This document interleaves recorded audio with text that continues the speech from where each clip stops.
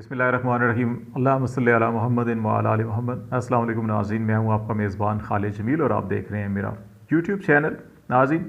ज़िमनी इंतखाबात पर हम बातचीत करेंगे।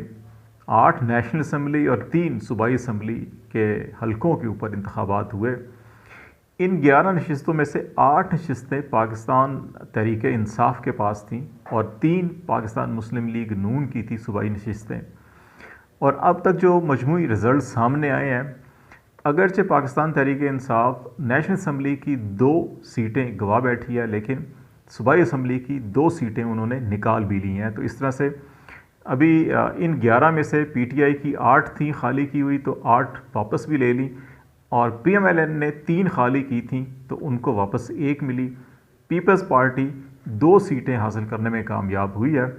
जबकि पीडीएम की इत्तेहाद में शामिल जमातें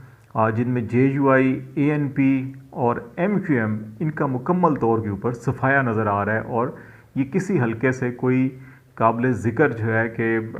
इनकी कामयाबी तो है ही नहीं है, तो काबिल ज़िक्र कोई जो वोट ट्रेंड है वो भी इतना कोई ज़्यादा फेवरेबल नहीं रहा इनकी जमातों के लिए, क्योंकि इन्होंने सब ने मिलकर इलेक्शन लड़ा था। ख्याल ये किया जा रहा था बहुत से हलकों की जानिब से कि जहाँ पे पाकिस्तान पीपल्स पार्टी, मुस्लिम लीग नून, जेयूआई, एएनपी, एमक्यूएम ये सब मिलकर इलेक्शन लड़ेंगे, तो ये जो सीटें हैं 11, इनमें से एटलीस्ट कोई 8-10 सीटें जो है कि वो पीडीएम का इत्तेहाद जो है निकालने में कामयाब हो जाएगा। लेकिन ऐसा नहीं हो सका। सिर्फ 1 सूबाई असम्बली की और 2 नेशनल असम्बली की, उनमें से भी एक जो कराची की मलीर की नशिस्त है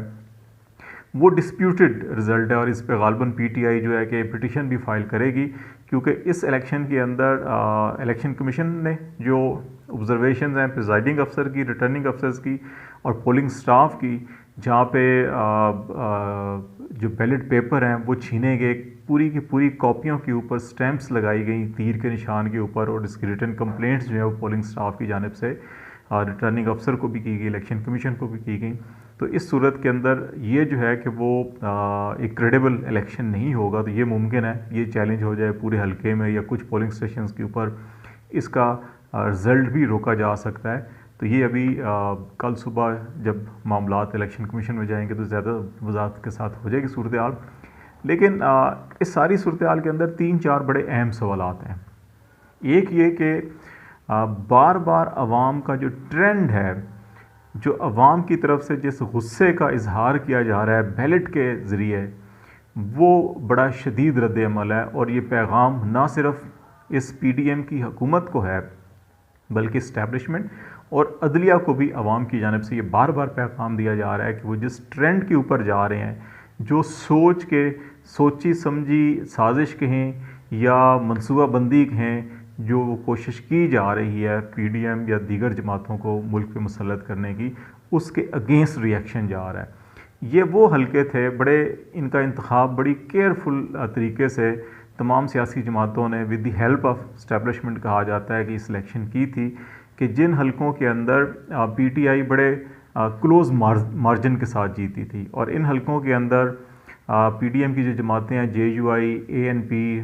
मुस्लिम लीग, पाकिस्तान पीपल्स पार्टी, एमक्यूएम, इनके कैंडिडेट्स थे, और इनके वोट्स अगर इकट्ठे किए जाएं सारों के, तो ये 40, 50, 60, 70 हज़ार की लीड थी पीटीआई के ख़िलाफ़। इन तमाम जमातों का अगर वोट इकट्ठा किया जाए 2018 का, तो इस सोच के तहत इन हलकों की सिलेक्शन की गई थी और कहा गया था कि यहाँ पे इलेक्शन करवाने से एक तो ये फ़ायदा होगा कि जो हुकूमत का बयानिया है पीडीएम का जी, कि वो पीटीआई को कमज़ोर शो करेंगे कि जी इमरान खान की पॉपुलैरिटी नहीं रही, तो इन 11 में से अगर 7-8 सीटें इनका ख्याल था बड़े आराम से निकाल लेंगे। इनका तो ख्याल था 11 की 11, लेकिन 7-8 के ऊपर सारों की राय थी कि हम ये तो हर सूरत में कामयाबी जो है यकीनी है। तो उस सूरत में एक तो हुकूमत थोड़ी मजबूत हो जाएगी, जो बैसाखियों के ऊपर खड़ी थी इस वक्त, मुख्तलिफ इत्तेहादियों की 2 वोटों के ऊपर खड़ी थी ये, और दूसरा ये है कि जो इमरान खान का जो बयानिया है उसको काउंटर किया जा सकेगा। लेकिन वो ऐसा नहीं हुआ, बल्कि इमरान खान का बयानिया मज़ीद ज़्यादा मजबूत हो गया है। अब जो है कि ये जो अवाम का रद्द अमल है, इसके नतीजे में इमरान खान की जो लॉन्ग मार्च की कॉल है वो ज़्यादा जो है कि वो मजबूत होगी, और गालिब इम्कान यही है कि इमरान खान मुमकिन है कि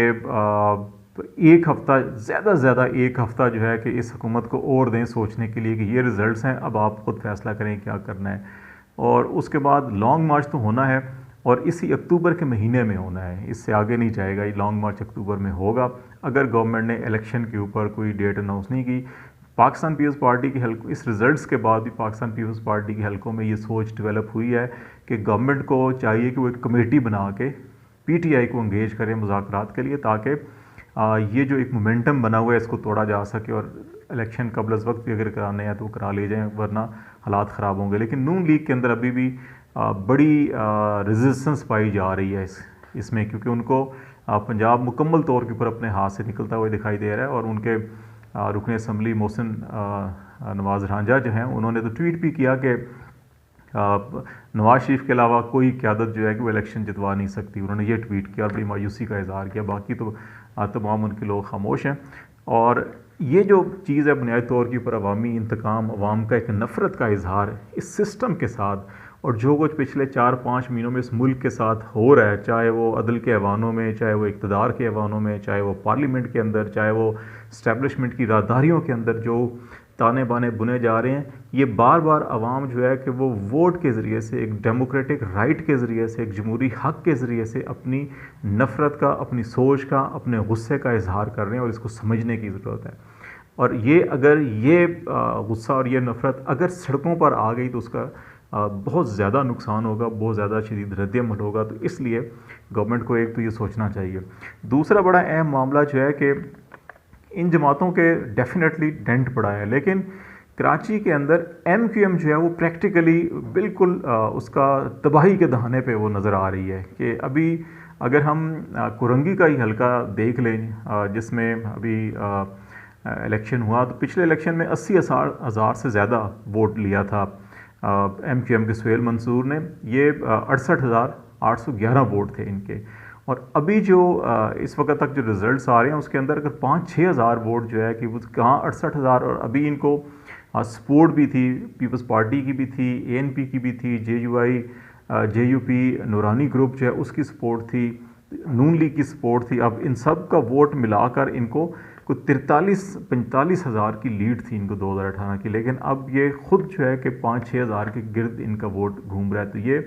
भी देखना होगा कि MQM ने पिछले 2-3 अदवार के अंदर जो पॉलिटिक्स की है, हमेशा हुकूमत के साथ रहना, ब्लैकमेल करना, आवाम के लिए कुछ ना करना, शहर के लिए कुछ ना करना, तो उसने MQM को बहुत बुरी तरह से मुतासिर किया। और अभी इवन PTI के साथ रहे 4 साल 3 साल बिल्कुल करते रहे मज़े, और अब जाके एकदम से अचानक भी उस पार्टी के साथ मिले जो पिछले 3-4 सालों से 5 सालों से वो पीपल्स पार्टी के ख़िलाफ़ मुकम्मल कंपेन चला रहे थे कि सूबे को तबाह कर दिया गया और कराची को तबाह कर दिया गया, लेकिन फिर उनके साथ जा मिल बैठे। तो इसका रिएक्शन अवाम ने उनको भी दिया।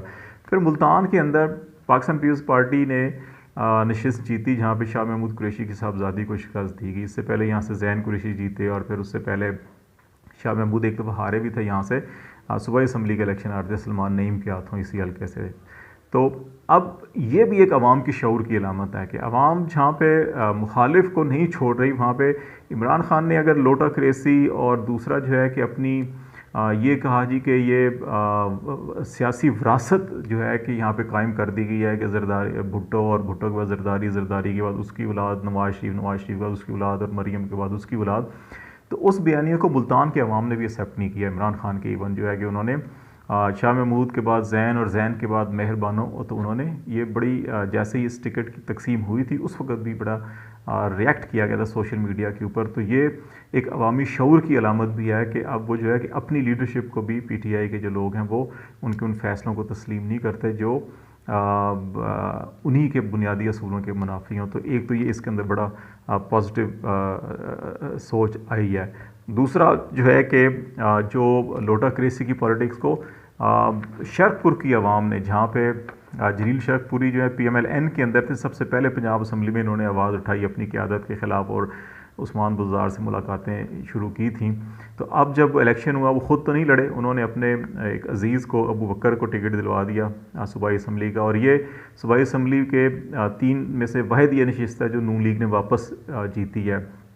इसके अंदर शरपुरी साहब ने इसकी गिनती को तो चैलेंज नहीं किया, लेकिन ये ज़रूर कहा कि पंजाब असम्बली पंजाब गवर्नमेंट बिल्कुल न्यूट्रल थी, उन्होंने कोई ऐसी सपोर्ट नहीं की, क्योंकि रूल्स ऑफ बिजनेस यही कहते हैं, इलेक्शन का ज़ाब्ता अखलाक भी यही कहता है। लेकिन वफाकी हुकूमत के जो महकमे थे गैस और बिजली के, उन्होंने पिछले एक हफ़्ते में बड़ी पेनिट्रेशन की यहाँ पर, ट्रांसफार्मर कनेक्शन और ये सारा कुछ किया, जिसकी वजह से ये जो अभी कोई 8-10 हज़ार की लीड से ये जीते हैं। तो उन्होंने कहा जी कि ये पेनिट्रेशन ना होती और कुछ कंपेन के अंदर हमारी गलतियाँ थी, लेकिन वहाँ पे ये बताया जा रहा था कि लोगों के अंदर वहाँ पर भी एक ये सोच थी, इवन पीटीआई के लोगों के अंदर भी, कि एक लोटा तो नहीं हुआ, इस्तीफ़ा देकर आया है, लेकिन पार्टी बदली है, तो वो एक सोच भी थी जिसने यहाँ पे डेंट मारा था। लेकिन ओवरऑल देखा जाए इस इलेक्शन को, तो इसके अंदर एक अवामी जमहूरी जो सोच है और आवाम को जो शऊर है और जो मनफी हथकंडे हैं, साजिशी महल्लाती साजिशें जो हैं, और जो चोर दरवाज़े से इक़्तिदार में आने की जो सोच है, एक्चुअली अवाम ने उसको मुस्तरद किया है। ये हमें हमारे अदालतों को, हमारे पार्लियामेंटेरियंस को, हमारी जमातों को, हमारी इस्टेब्लिशमेंट को इससे ज़रूर सबक सीखना चाहिए और एक साफ़ और शफाफ जमहूरियत की आगे बढ़ना चाहिए। फ़िलहाल इतना ही। खालिद जमील को इजाज़त दीजिए। अल्लाह हाफ़िज़।